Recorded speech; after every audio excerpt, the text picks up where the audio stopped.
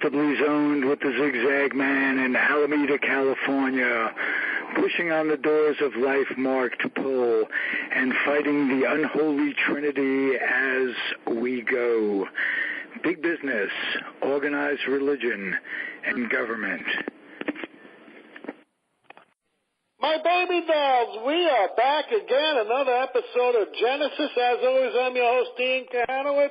And boy, we have a great show coming up for you today. We got Jon Leonoudakis. Now, again, nice Greek name. And you think my name was bad, Kahanowitz. Try saying this 100,000 times. Leonoudakis, if I even get it right. But anyway, he's on the show. He's got the book, Baseball Pioneers, True Stories of Guts and Glory, as told by pioneering men and women of the game. And this book has come out recently, and it is a compliment to his great documentary, The Sweet Spot, which has 3 seasons, I believe, on Amazon Prime. And so you can go there and look at these short stories about both the men and women who have really had an impact on baseball. It's a great documentary. He's a great documentary filmer, and we're going to get into his biography in just a few seconds. But you are listening to the Comfortably Zoned Radio Network with the Zigzag Man, Ralph Tycho. And let me tell you something, folks, the whole network is growing. We got so many new shows coming out. We're going to probably get Tim Wendell, who helped create Baseball Weekly on US Today in the early 80s. He also traveled with the 1980 United States hockey team, the Olympic gold winning team. He's been on my show about a half a dozen times. I'm good friends with him. He was interested in the podcast, and talks are in the work. Probably for September. So hopefully things can get moving with that. But, baseball season's going along. My Yankees and Red Sox, that's the dichotomy, as I always say. Being a Yankee fan from New York City and then moving up to Red Sox country really doesn't mix, especially when your children hate the Yankees because they grew up in Massachusetts, and your wife hates the Yankees because she grew up in Massachusetts. And what I noticed up here, living in the Commonwealth, was that on every little league team, you can find all of the 31 teams, no matter what league you go to. They don't have to have 31 teams, but they will always leave off one team, and that's the Yankees, and that's because no one wants to play on a Yankee squad up here. So it's very interesting, but I'm going to turn to my guest, and, Jon is a longtime filmmaker. In fact, he's had a lot of documentaries. The Sweet Spot's one of them. Not exactly Cooperstown, The Day the World Stopped, Hanno, 8th Century in the Bleachers, The Wrecking Crew. Let me tell you something about The Wrecking Crew. Won all sorts of awards. The Wrecking Crew are the folks inside the studio. They are the ones, the great professional musicians that make these guys look good. And let me tell you, his love of baseball, his love of documentary filmmaking, all of these documentaries that I've mentioned, I strongly suggest you go, find them on DVD or stream them. You won't be disappointed. Without any further ado, welcome to the show, Jon. Thank you, Ian. It's good to be with you and your audience. Yeah, it's good to have you, Baseball, San Francisco, you grew up there. That's when you got to look for it. What years are we talking about, early 60s?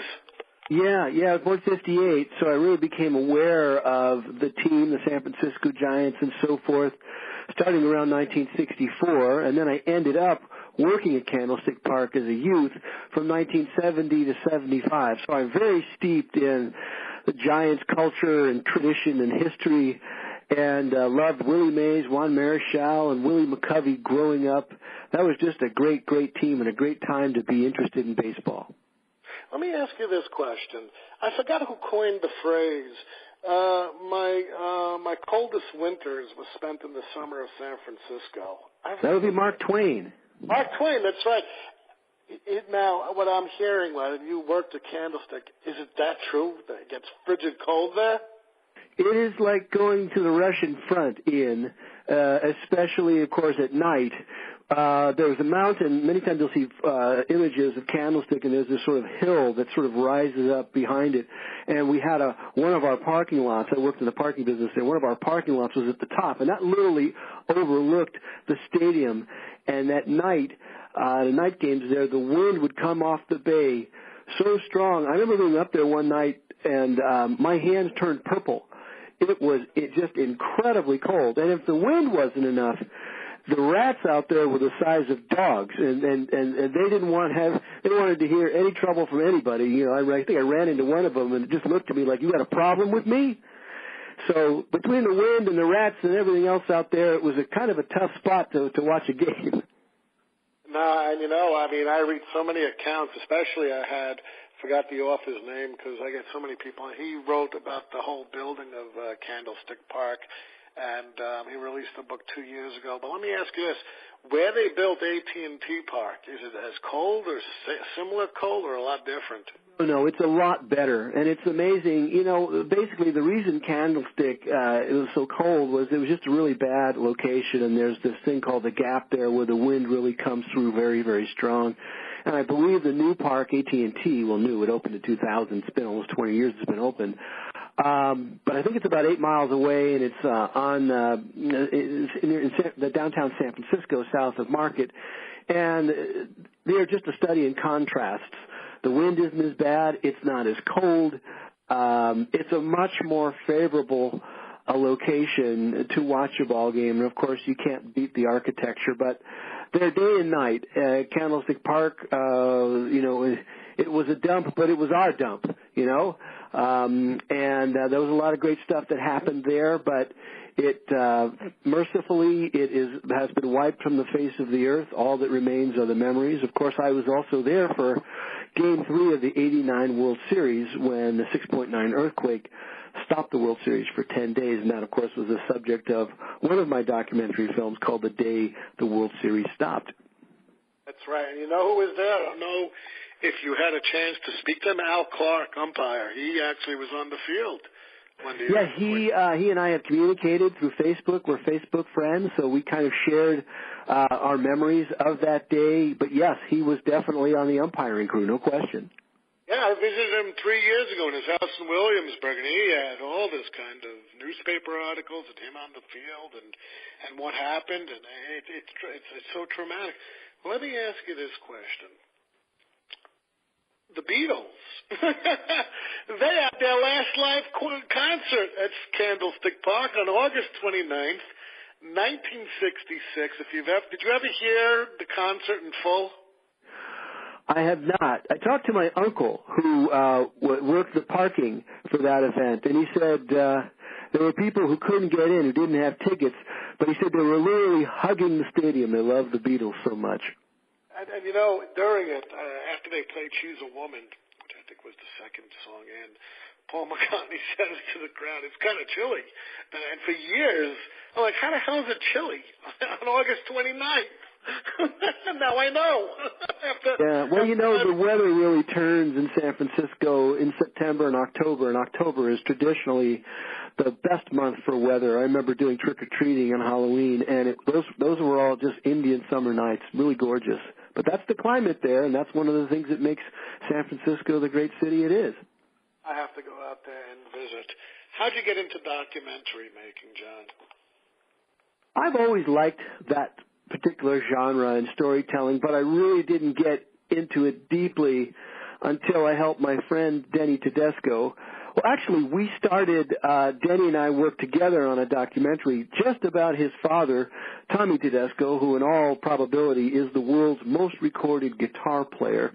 Tommy, of course, was a studio musician here in Los Angeles, and not only worked on a lot of big top 40 records that came out between 58 and 72, but Tommy was on all kinds of main title themes for television shows and big motion pictures like The Godfather and The Deer Hunter. So we did a little documentary about his father that was on PBS in the early 80s, and that kind of set the bug. But really it didn't take wing until 96 when Denny said, my dad's dying of terminal cancer.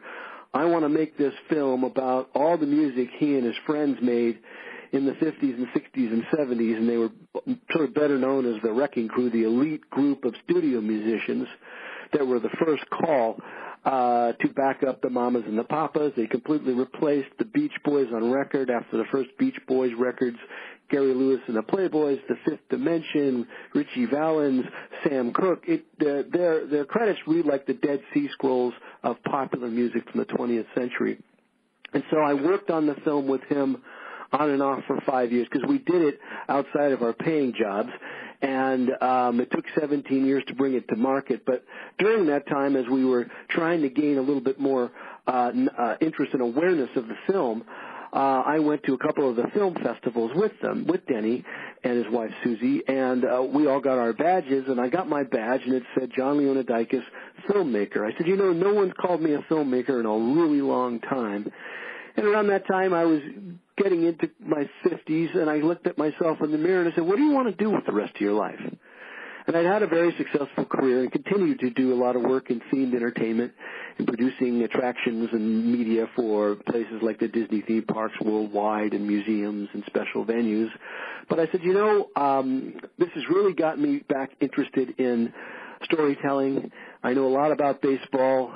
I have a lot of love for baseball, and I think there's a whole side, the human side of stories in the baseball world, which really haven't been mined very well. You and I are very familiar with all of the, you know, documentaries and shows and programs that we've seen about all the big home run hitters, Ted Williams hitting over 400, world championships. We've just had that ad nauseum. I really wanted to take a look at the game from a human perspective. And so the first thing I did was a film about the baseball reliquary, which is kind of a left coast compliment to the Hall of Fame in Cooperstown. They acknowledge people for the impact that they made on the game.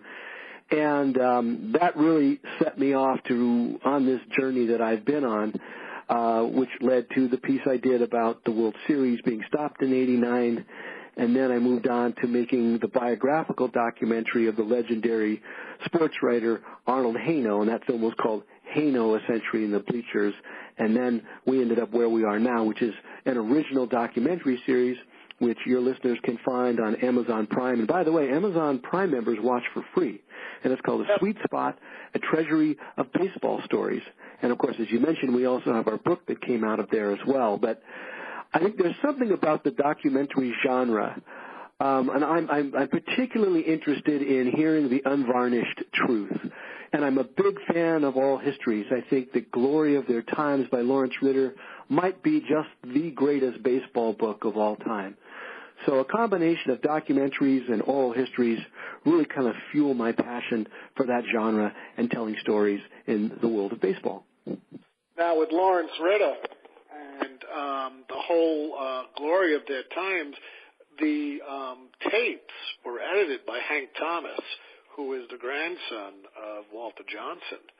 And he was on my show, Hank Thomas. And there have been tapes, John, that were never heard to the public, that were not released on the Glory of Their Times. Now, when I did my research for my book coming out on Ty Cobb and Trespica, Smokey Joe Wood was part of that scandal. And he confessed to Ritter, and Ritter promised never, ever to publish those tapes, and he never did. He was going to, before he died in the late 90s, to sell them. And he died, and it was left in his estate, and all the tapes were sent to Notre Dame Baseball Library, and they were kind enough to give me all 4 hours that were not published. And during those times, it's amazing what Smokey Joe Wood shows how baseball was corrupt from when he got into the game well up until the time when that trial hit in 1926. Showing that, well, Landis really didn't clean up baseball as we all thought. And then that was in 66, and then in 1975 he was interviewed by Eugene Murdoch, who wrote the life story of Ban Johnson. It's the only biography we have of the first American League president, if you will. And he interviewed him, and he basically said the same thing he said 10 years before, and he was nearing, in his 80s at the time, and it just shows you that whatever was done back in the 20s was covered up, and a lot of this information came out, almost 50 years later. So that was that. Now, let me ask you about documentaries in general. When you were a kid, do you remember, I was born in 70, so I'm 12 years younger than you. But I do remember, as a kid, 3 huge documentaries stood out to me. One was CBS's World War I with Robert Ryan as the narrator. 2 was Sir Jeremy Isaac's The World at War. And 3 was Hollywood, The Silent Years, hosted by James Mason. Now, at that time, you would probably be in your 20s. Did those documentaries fuel a passion for documentary filmmaking? I've heard of those titles. I haven't watched them. I'm a big student of history, and those sound great. There's so many great documentaries out there. A couple of baseball documentaries I just came across that I wanted to share with you and your listeners. You can find them on YouTube. The first one is called A Man Named Mays. It's about Willie Mays, and it was produced in 1963. It's an hour long, and it is very progressive for the time in which it was produced, and it is hosted and narrated by one of the beat writers in San Francisco newspapers back at the time. His name was Charles Einstein, who had written a couple of books as well, and I highly recommend that. And then there's a terrific Canadian television network documentary about Ferguson Jenkins, the great Cubs pitcher, who's also a Hall of Famer, by the way. And that was produced in 1969. And it's beautifully shot and a very intimate portrait of the man. And I love these portraits where you get some real insight into these individuals that we really just know as these guys on our bubblegum cards. Ferguson Jenkins just might be the most overlooked Hall of Famer when you come down to it. I know he didn't get along. I think he didn't get along, and neither did Ernie Banks with Leo DeRocher when he was manager of the Cubs. And in '69, the whole team fell apart. So the Mets just ran by him, and they blamed him for just killing morale. But let me ask you this. Let me ask you about Ferguson, because you have a picture with Ferguson Jenkins on your website. Where'd you meet him? That was in spring training a couple of years ago, and a lot of old former major leaguers, they sell their autographs and so forth for a good cause. I think it was for childhood diabetes, and I've gotten some signatures of some other folks, like Raleigh Fingers is there seemingly every year, along with Bert Campaneris. I've seen Vida Blue there. But I saw Ferguson Jenkins, and I said, how can I, and it was only like $20. You get a real Major League Baseball signed by this Hall of Famer. And, they spend a few minutes with you, and I was talking to him. I said, hey, who are the guys that gave you the most trouble, the hitters? And he said, McCovey and Clemente. And great hitters, either one. Let me ask you something. For the sweet spot, did you have like a list of people you wanted to do these short films on, and then you had to like narrow it down to who you will actually go get to put it into your documentary? Yeah, I've been hoarding stories and people for a number of years since I started this about 10 years ago, knowing that someday this opportunity would come. So when I started putting together the first couple of seasons, I laid out people I thought had really interesting and different stories to share. And one of the things I've spent many years working with Walt Disney Imagineering and the Walt Disney Company, and one of the things I've learned from them is if you're going to put out a product, you'd better make sure it's unique and something that really hasn't been done before. And that really is the emphasis behind this project, this sweet spot. And so that's why, you're seeing stories and our stories about gender discrimination in baseball against American girls and women, which goes on today. I've been very surprised that so many people just don't know anything about that. And it really strikes at the core of what it means to be American. So being able to share those stories is really what we are all about.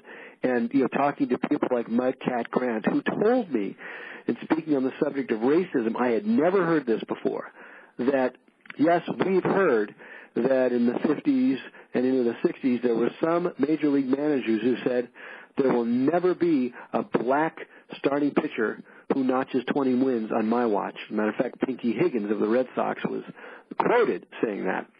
But the thing I had never heard that Mudcat shared with me was there were some white catchers who deliberately sabotaged him, who didn't want to see him do well. Their own teammate. They're out there. They're supposed to be there winning ball games. But their racism trumped the whole reason being there. And Mudcat said there were at some point the catchers would tell the hitter what was coming. And I'd never heard that before. So these types of stories, I think, are really important to share and fill in little gaps in baseball history. And that's one of the roles I see our show taking. And, with Mudcat, again, let's take a look at when he played. He played from the late 50s well into the 70s. Mm-hmm. And again, you had a backlash. You had a backlash to the Brown versus Board of Education case in 1954 by the Supreme Court. I mean, Eisenhower, he was aghast by the whole damn thing. He said, well, that was the greatest fool to put Earl Warren on this court because he wanted to limit civil rights movements. And he had to be persuaded at the time when Mudcat was there to put the National Guard into Little Rock in 1958. And so politics, Southern Democrats, society did not want this change. And even though baseball was integrated for 10 years at that time, most of the integration took place in the National League, with, surprisingly, the two ones to wait the longest were the New York Yankees, which New York is the most diversified city probably in the world, and, of course, Boston, which you had the abolitionists up here. And I didn't realize how racist Boston was until I moved up here in 1993 and got a picture of what's going on. It even happened last year if you were watching TV. Someone came in with a poster and... Oh, yeah. Yeah, it is so racist up here in Boston.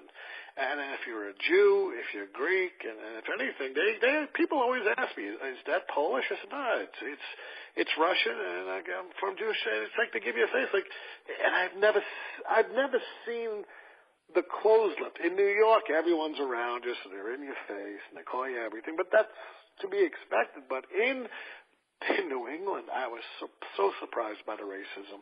Mudcat Grant, though, again, where you have to ask yourself, where was the catcher from his own team from? Preferably the South, you would have to say. Well, he didn't want to name names. Yeah. I imagine this was probably somebody he came across working on with Cleveland or Minnesota. Of course, Minnesota at the time was owned by a virulent racist, Calvin Griffith. But the more things change, the more things stay the same. And there were very few black starting pitchers in the American League in '58 when Mudcat started getting going. And when we talk about overt racism in Philadelphia and in Boston towards ball players, and people seem to think that San Francisco is this bastion of progression and liberalism. The fact is, when you read the recent biography of Willie Mays, he was subjected to a lot of racist nonsense in San Francisco. Matter of fact, not far from where I grew up, an area called Mariloma. He wanted to buy a house there, and it was a development that was being built, and the guy doing the construction was also selling the homes there. And he said, geez, we really wish you wouldn't move to this area because it'll bring the values of the homes down. And when he actually did end up moving there, someone threw a Coke bottle through his front window, and this is after he'd been there a number of years. And this is a guy who was a superstar in baseball playing for the hometown team, gets a Coke bottle thrown through his window. So in San Francisco, they had their problems as well. And I think their racism was a lot less subtle and in that regard, much more sinister than what we saw in the South. And, up here in Boston, I heard Bill Russell, when he won all those championships with the Celtics, his house was lit on fire. And Jim Rice, who played in the 1970s and 80s, he was always being bothered with racism up here. And I was very, very taken back about the closed-mindedness in New England. In a lot of communities in the small towns, I don't know if it holds true in California, they won't let black people buy because they do feel that the values of the homes are going to go down. And if they do buy, and in certain communities in Massachusetts and New England I've seen over the last 25 years, there's always a fire. So it almost there's always a fire on these people's houses, and so there's arson. It brings back memories of Mississippi Burning with Gene Hackman and William Dafoe. That's exactly what they're going to do, and that was the attitude that Mudcat had to play with.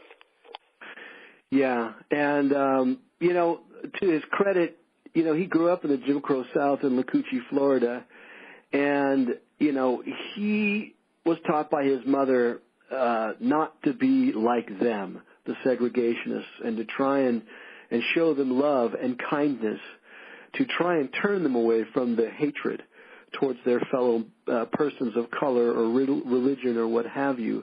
And he's really been very, very truthful to that his entire life. And, of course, he was friends with John F. Kennedy and Martin Luther King.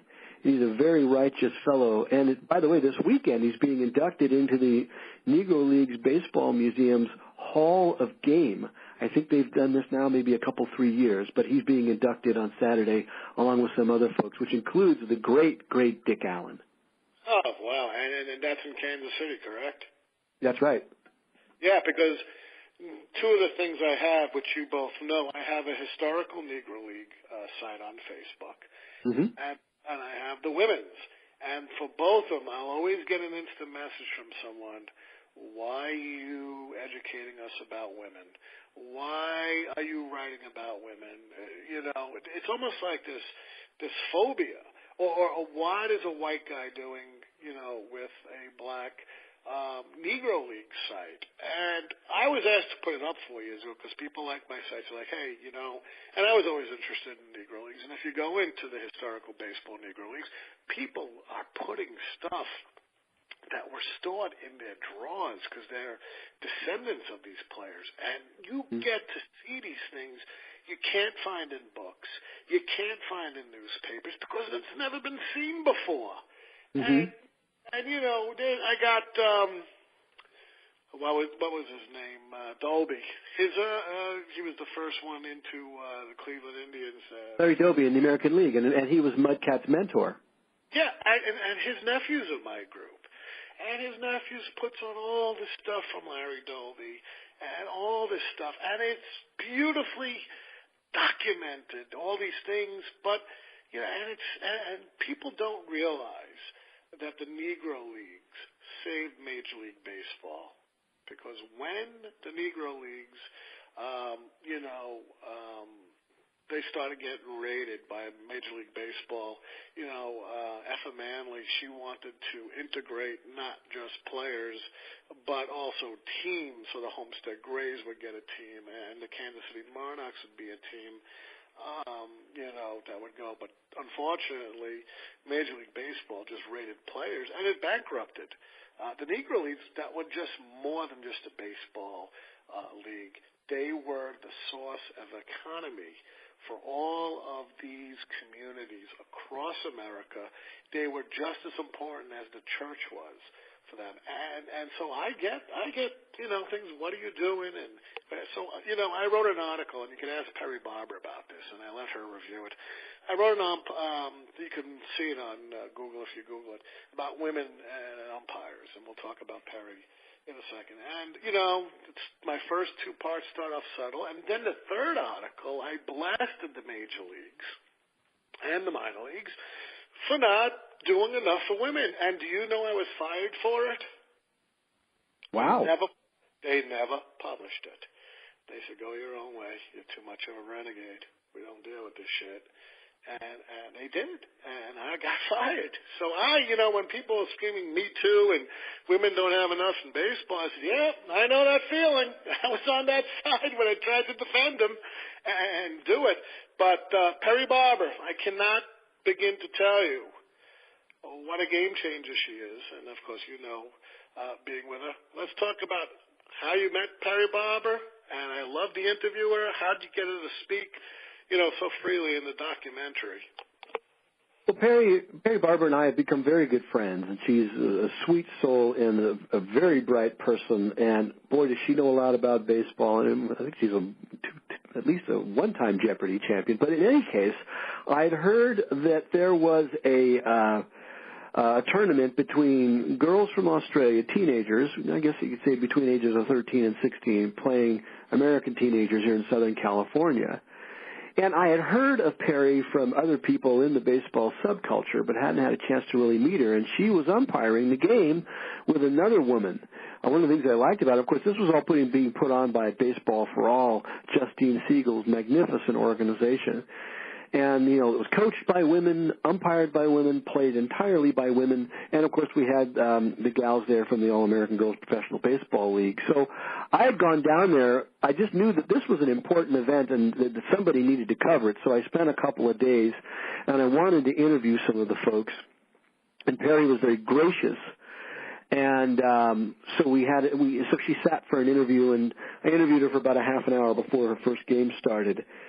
And, you could see her wit, insight, and intelligence throughout the interview and the episode that is aired in Season 1, which, of course, we've co-opted some of that in our third season, which focuses entirely on the story of women in baseball.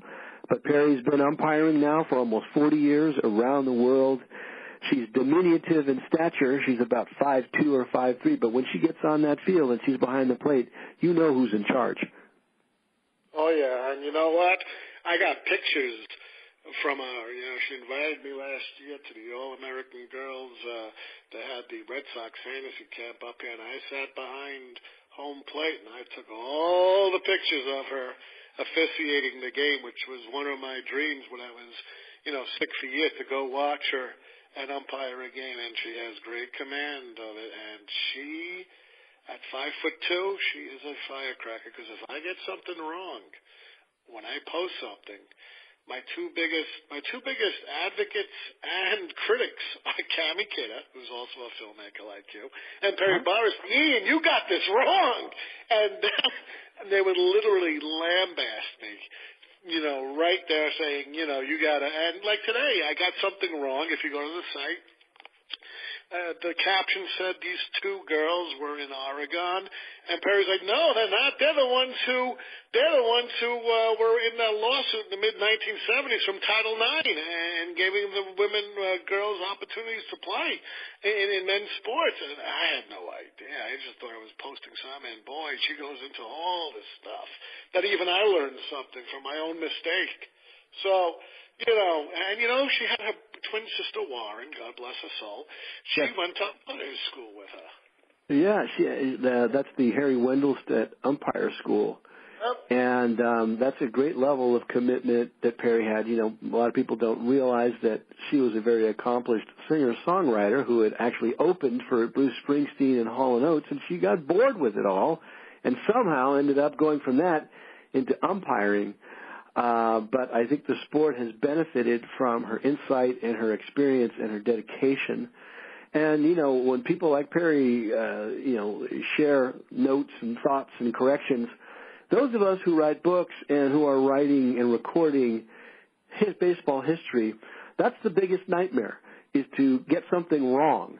So as far as I'm concerned, I work very, very hard to make sure all of my facts are correct, and I've got at least 2 or 3 sources, because you don't want to be compounding a problem by putting something erroneous into the record.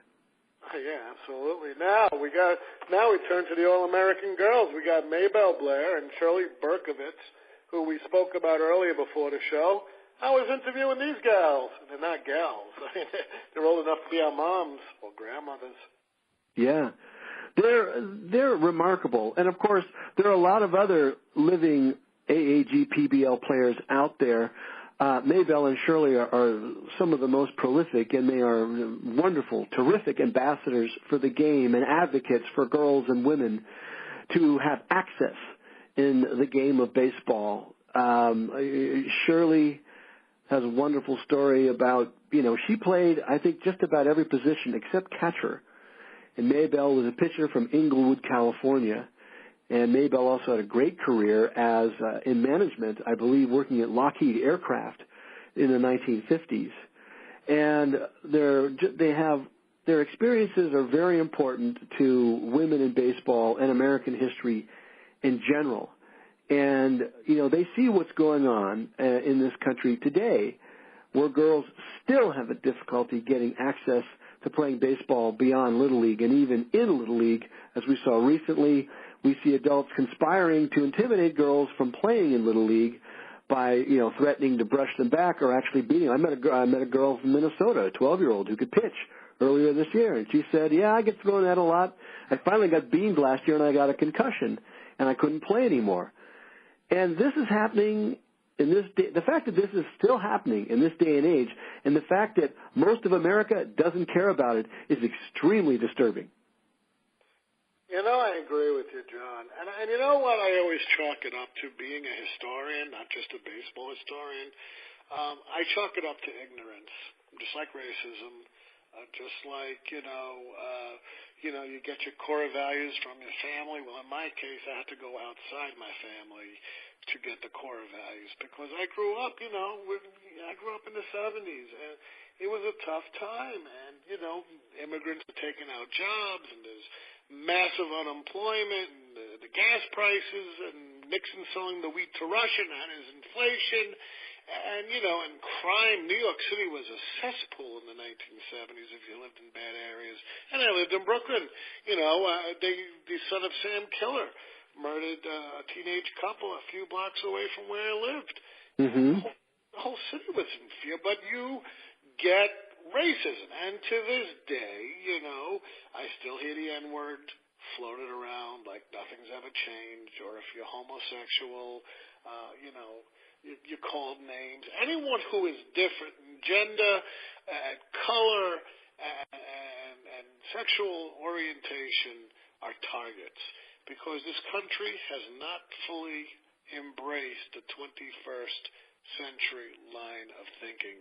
And it goes back to our own upbringing and our own circumstances we have to deal with in society in the 50s, in the 60s, in the 70s. Now, I remember being in grammar school, and you had the whole busing thing in the cities where they were bringing in poor kids that were pretty much minorities into our schools, and there were picket lines to say, keep them out, There's no reason why there should be. They're going to start trouble and cause crime and all this other stuff.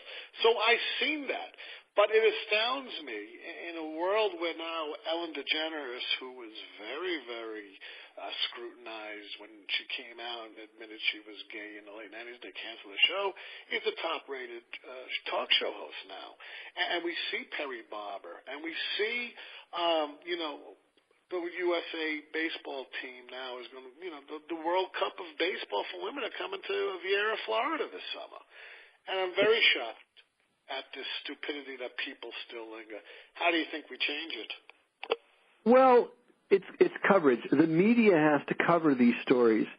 And similar to what you experienced and some of the stuff that I'm experiencing by telling the story of gender discrimination in baseball against our own citizens, our women, our girls, people don't want to hear it. I've reached out to a number of female sports journalists at places, major places, ESPN, Sports Illustrated, all these people.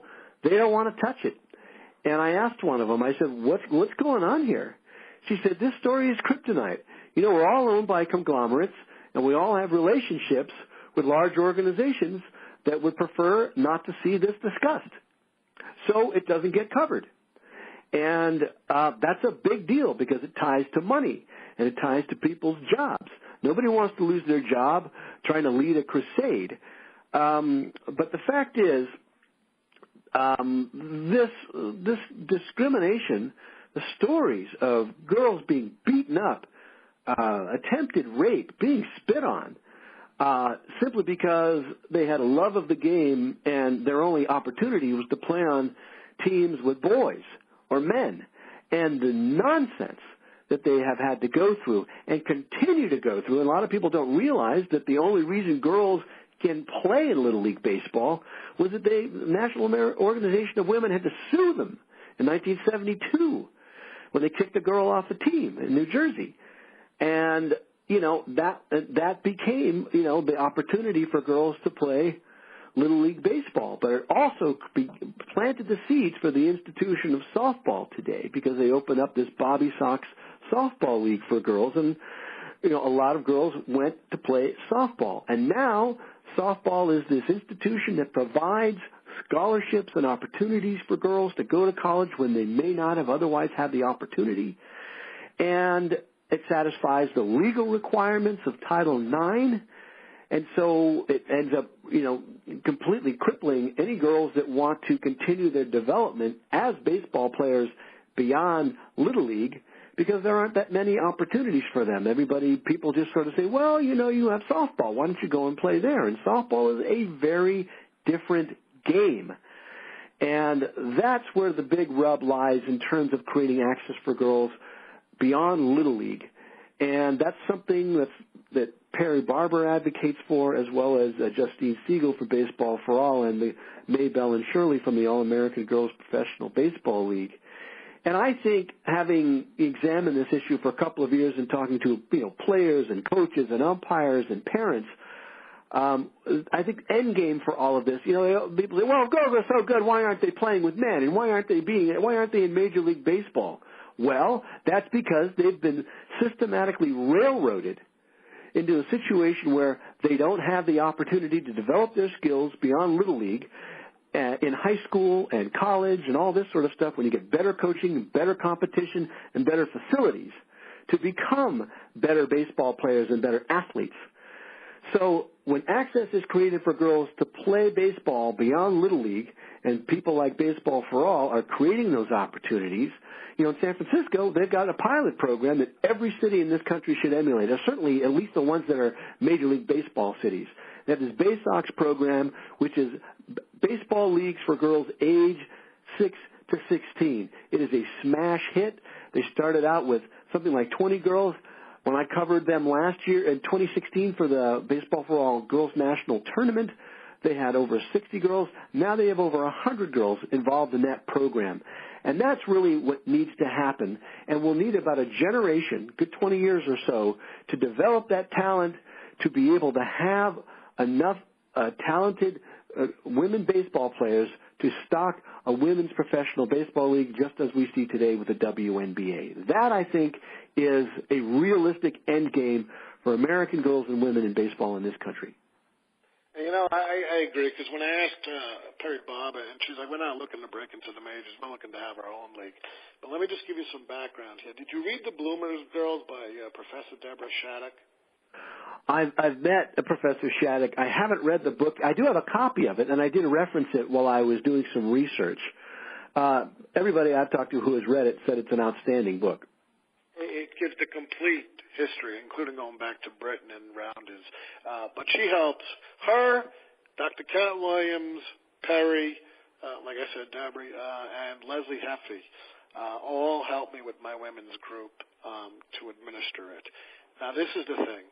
We're going back to a time of the 1880s where, minorities were excluded from baseball, and you already had, like, Bud Fowler kicking around, and women, too. Again, I get the honor. I don't know if you ever met Marjorie Adams. She's the great-granddaughter of Doc Adams. I've heard the name, sure. Yeah, Marjorie Adams lives about an hour from me, and I've had lunch with her on several occasions, and Doc Adams, and baseball was created for both genders as exercise. Now, 40 years later, after the Civil War, you get the whole Jim Crow stuff, and along with it, you get Cap Anson, the Gentleman's Agreement, which lasted until 47. But women are said this is not feminine, okay? This is not what you're supposed to do. This is not what Victorian women are not to do. And so you had traveling teams like the Bloomer Girls, and sometimes they've had men on it, like Smokey Joe Wood was one of them, and Honus Wagner. I think Rogers Hornsby, too. Yeah, Rogers Hornsby. And so they would go around the country and be more of like an entertainment thing in the beginning, but afterwards they got the leagues. But this is what really bothers me, and I think Cat Williams expresses it great in her book last year when she published about the girls, what they did after the league. Look, the men went off to World War II, okay? You got Rosie the Riveter. Now the men are coming back from World War II. You know, we won, everything, everything's going back to normal. Rosie the Riveter, all you women from the baseball leagues, get back in the kitchen and do what you're supposed to be told to do. And that was the conservatism of the 1950s, because the league thrived well up until 1950. If you could see the gate receipts for the AA girls players, the whole league, I mean, you could see it. And then in the 50s, it died in 1954. But that was an everlasting thing. And I think when we deal with topics like this today, we are dealing with an outdated mode of thinking that still somehow exists in 2018. And there's no better examples than Isla Borders and Justine Siegel. Now, look what Isla Borders had to go through. I read her book last year. Let's talk about your time with Isla Borders. Well, Isla, is, first of all, one of the most accomplished women ever to play the game. And not only that, she's a warrior for social justice. I think she's a tremendous role model and a really nice, good person. I enjoyed meeting her and interviewing her for our third season, which is also called Shutout, the Battle American Women Waged to Play Baseball. And, Isla came of age in baseball in the 90s, the first woman to get a college athletic scholarship for baseball. And she made the most of the opportunity and got a tremendous amount of publicity. But I think, we talk about, well, why does this issue persist? And it's because of the cultural, the social, and the historical roles that have been foisted upon women by men who made the social rules going way back when.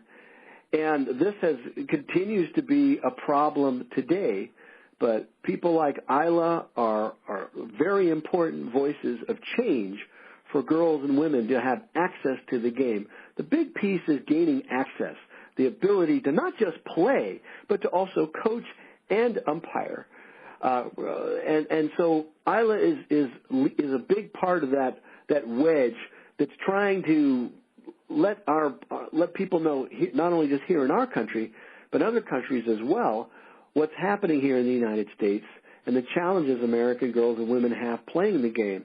And we have women firefighters, women policemen, we've got women who are in combat duty in our armed forces and are flying fighter jets. So this notion that there are certain things that women can't do, are nonsense. And certainly they have the ability to play baseball. And she was a tremendous pitcher. As a matter of fact, I think she's involved with the U.S. women's team. I'm not sure if she's playing or coaching or having a dual role. And you mentioned that the World Cup of Women's Baseball is coming up in August in Florida. This is the first time the Women's World Cup of Baseball has been played in the United States. And I hope that people have enough awareness out there to try and seek it out and watch it, because I watched the last World Cup, and the Japanese are dominant. Baseball is not just a pastime in Japan. It is a national obsession, and that's the only country in the world that has its own women's professional baseball league. The Americans are very strong, the Canadians are very good, and you have the Australians. And there's a lot of other new teams that are joining every time we have this World Baseball Classic for the women. And it's exciting, and I would encourage people to check it out and watch it if they have the opportunity. Are you going down there? That's not in the cards for me, as much as I would love to do that. But, it's 3,000 miles away from where I live. And as a micro studio, we work on a very tight budget, and travel is something that's very difficult for us to put on the screen with respect to cost. it's limited our travels, but I'm certainly there in spirit, and I just can't say enough how important that event is. And, of course, Major League Baseball, they just had their second Trailblazer event, which was out here in Los Angeles, which is my home turf.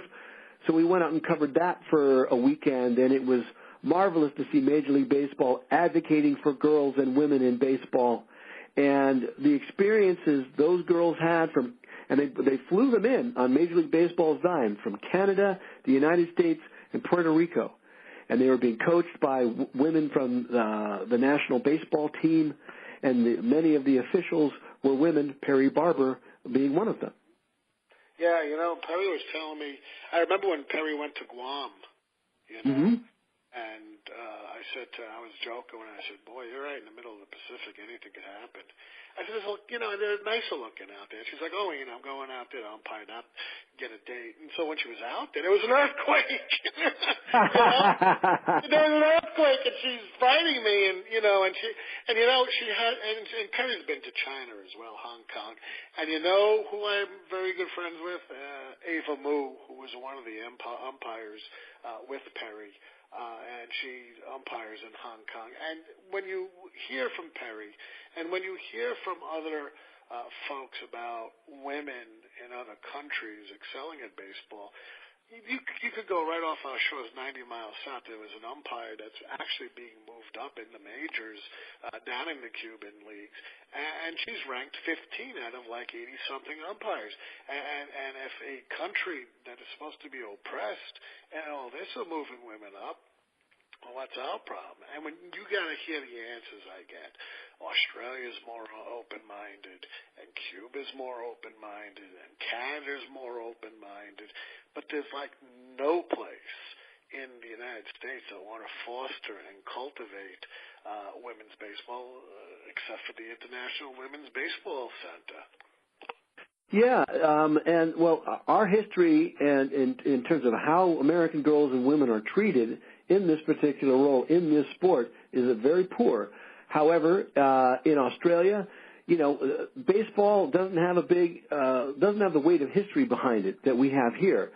So, and it's not a super popular sport, so they don't have that problem there. And Japan, which is, eons behind the United States in terms of how they treat their women, they have a lot of interest in the game, and there was an industrialist who saw a women's baseball tournament in 2007 and said that these women in this tournament play with a lot of grit and heart, and that's something they really value in the Japanese culture, and that began the league there. Up in Canada, I spoke with Andre Lachance, who is one of the principals behind their national baseball team up there, and he said, what is wrong with the United States?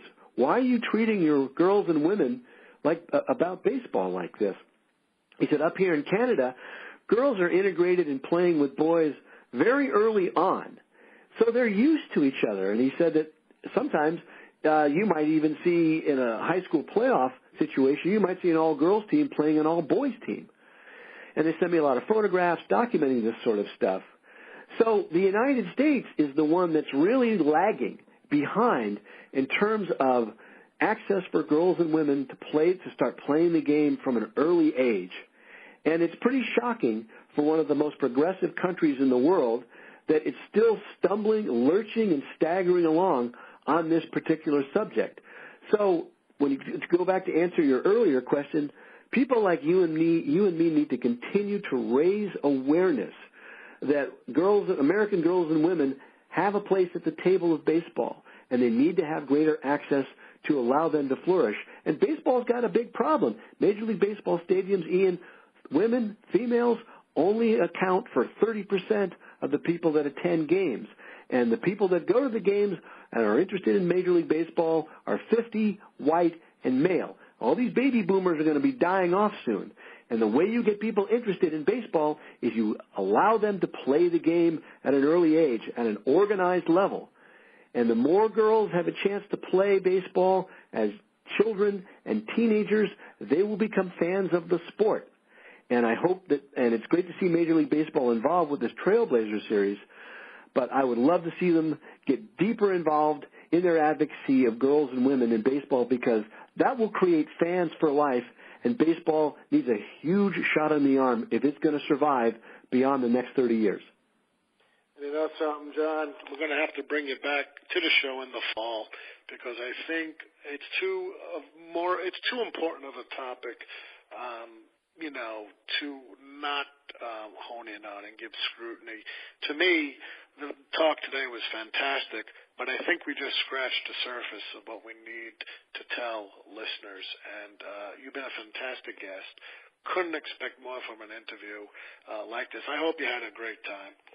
I did, and I just want to share. I've got a gift for you and your listeners. My first film about baseball, which is called Not Exactly Cooperstown, we touched on it briefly. It's about the Baseball Reliquary, an amazing organization. That I'm going to make that film free to your listeners. All you got to do is go to our website, which is thesweetspot.tv. On the home page, you'll see the DVD box for Not Exactly Cooperstown. You click on it, you just follow the directions, and you're going to be able to download the film. It's about an hour long. You got Minnie Minoso, Jim Bouton, Bill Spaceman Lee, Ron Shelton from Bull Durham, and all these other folks talking about the Baseball Reliquary. And people tell me it's become a cult film, and I'm looking forward to sharing that with your listeners. And, of course, we've got our book, Baseball Pioneers, available on Amazon as well. And, of course, the show, The Sweet Spot, a treasury of baseball stories, is available on Amazon Prime and Vimeo on demand, and people can watch that on their mobile devices or their smart TV or their laptops at home.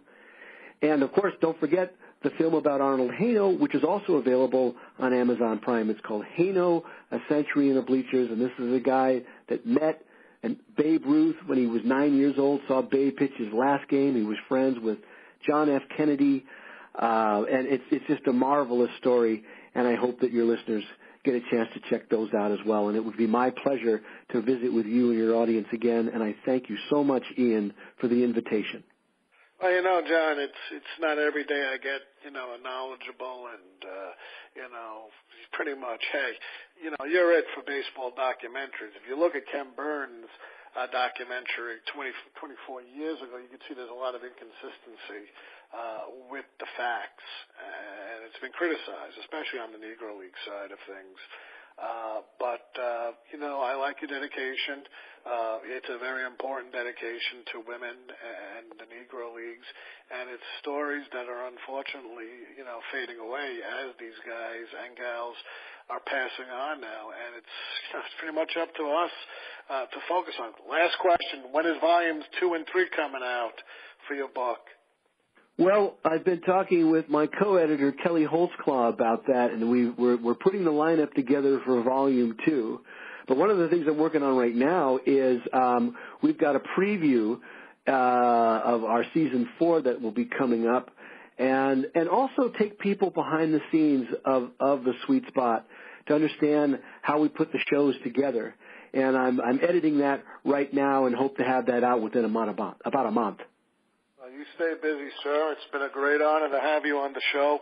Hold the line until I finish the podcast, because this is how I end it, and then I'll speak to you about a minute after the show like I do with all my guests.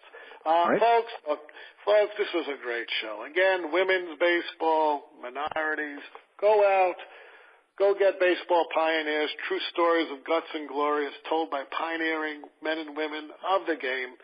Also, go see John's documentary on Amazon, The Sweet Spot. You'll love it. It's awesome. You'll learn things you don't learn on ESPN, major networks, and, of course, Major League Baseball. It's really the story behind the game, stories that us as Americans and us as baseball fans need to see, the whole story that, again, baseball has a black spot on. And collusion, racism, sexism, it's got to change. And John is pioneering that effort along with Perry and the International Women's Baseball Center. And I love all of them, and God may bless them all.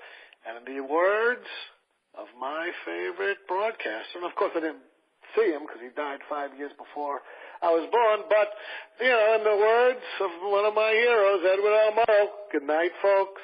Good luck. We'll see you next time.